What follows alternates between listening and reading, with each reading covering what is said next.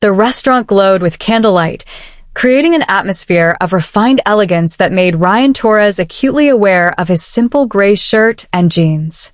At 31, he was a mechanic who owned a small auto repair shop, and this upscale restaurant was far outside his usual world. But his sister had insisted on setting him up on a blind date, promising him the woman was kind and genuine, worth stepping out of his comfort zone. Ryan checked the text from his sister one more time. Table by the window. Look for the woman in blue. He scanned the restaurant and spotted a table by the window where a woman in a beautiful blue dress sat alone. Her blonde hair fell in soft waves past her shoulders, and even from a distance, Ryan could see she was lovely.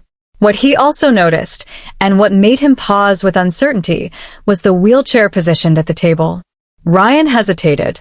His sister had not mentioned anything about a wheelchair, but the woman was sitting at a table by the window, wearing blue and clearly waiting for someone. He took a breath and approached. "Hi," he said, suddenly nervous. "I'm Ryan. Are you waiting for someone?" The woman looked up at him, and Ryan was struck by the warmth in her eyes and the genuine smile that lit up her face. "I am, actually. Are you supposed to be meeting someone here?" "My sister set me up on a blind date," Ryan admitted. "She said to look for a woman in blue at a table by the window. I'm guessing that's you." The woman's smile faltered slightly. "I think there might be a mix-up. I'm not on a blind date. I'm waiting for my father. He's always late to dinner." Ryan felt his face flush with embarrassment. "I'm so sorry. I just saw the blue dress in the window table, and I assumed I should go find the right person." But the woman was laughing. A genuine, delighted sound. "No, please don't apologize. This is actually the most interesting thing that's happened to me in weeks. I'm Anna, by the way. Anna Lawrence." "Ryan Torres," he said, still uncertain whether he should leave or stay. "Tell you what," Anna said, her eyes sparkling with mischief. "My father is going to be at least another 20 minutes. He always is. Why don't you sit down and keep me company until either he arrives or you find your actual date? It seems a shame to waste a good mix-up." Ryan found himself sitting down, charmed by her directness and the easy way she smiled. "Won't your father mind finding a stranger at your table?" "My father will be delighted," Anna said with a knowing smile. "He's been trying to set me up with eligible bachelors for months, convinced I need someone to take care of me. He'll probably assume you're some business associate he arranged to introduce me to and forgot to mention." "Take care of you?" Ryan asked, then worried he was being too forward. "I'm sorry. I don't mean to pry." "It's okay," Anna said, gesturing to her wheelchair. "I was in a car accident 3 years ago, spinal injury. My father has had a hard time accepting that I'm still the same person I was before, just with wheels now. He treats me like I'm fragile, like I need protecting from the world." There was no bitterness in her voice, just a matter-of-fact acceptance that Ryan found remarkable. "That must be frustrating," Ryan said. "You have no idea," Anna replied. "Don't get me wrong, I love my father. He's wonderful in many ways, but he's convinced that no man will ever want to be with me now. So, he's constantly trying to introduce me to men he thinks might overlook my disability out of kindness or obligation. It's exhausting."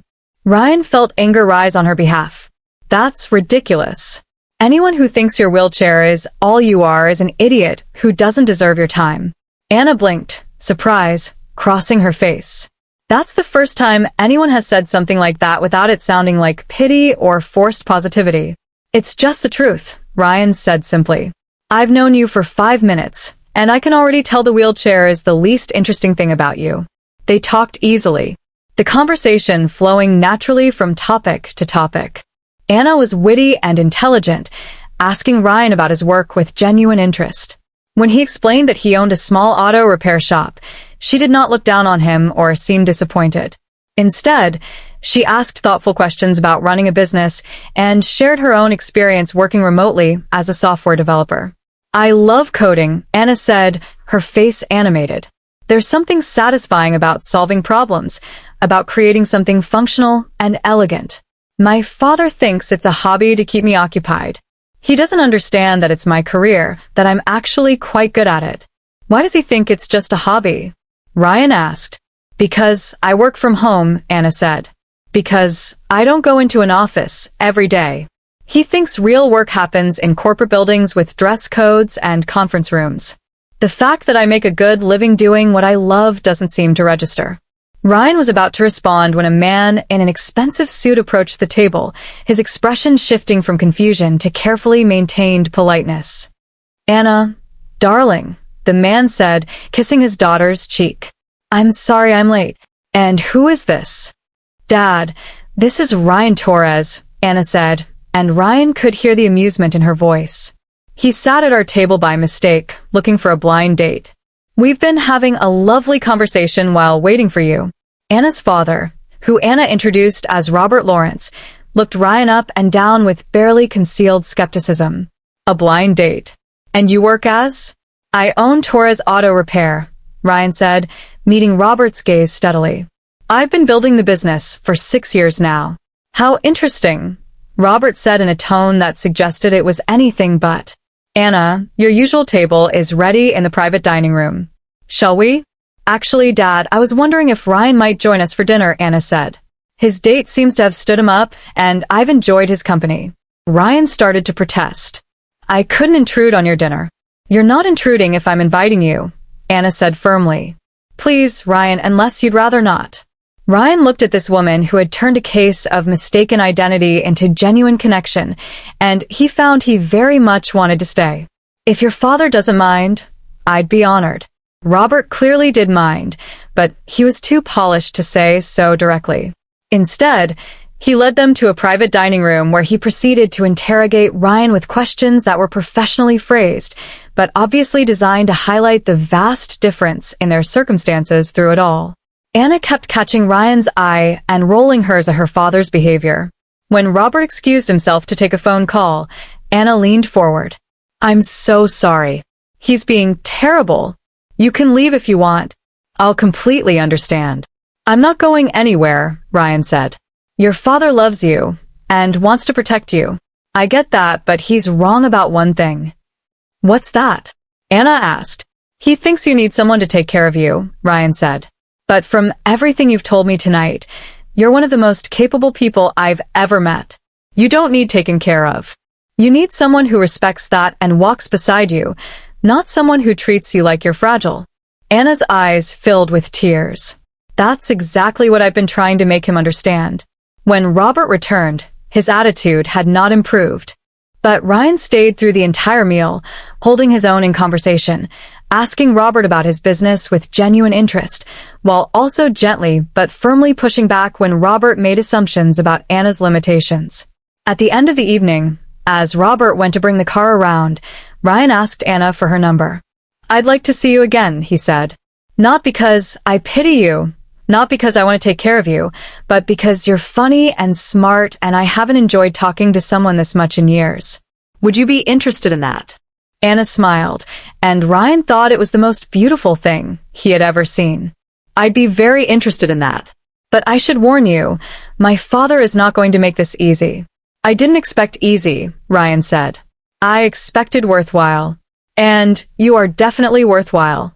Over the following months, Ryan and Anna built a relationship that was equal parts romance and partnership. Ryan learned about accessibility, about the challenges Anna faced daily, and about how to be supportive without being overbearing. Anna learned to trust that Ryan saw her as a whole person, not a disability to be managed. Robert remained skeptical, convinced that Ryan was either after Anna's money or would eventually realize the relationship was too complicated and leave.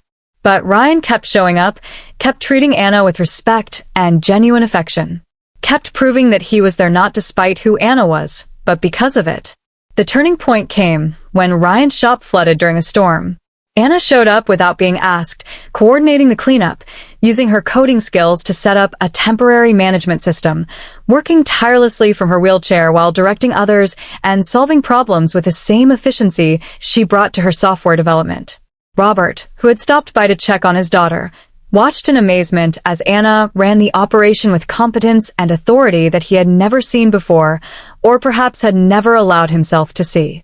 "She's incredible," Ryan said, standing beside Robert. "I know you think I'm not good enough for her, and you might be right. She's brilliant and capable and strong, but I love her. And I promise you, I will spend every day trying to be worthy of her."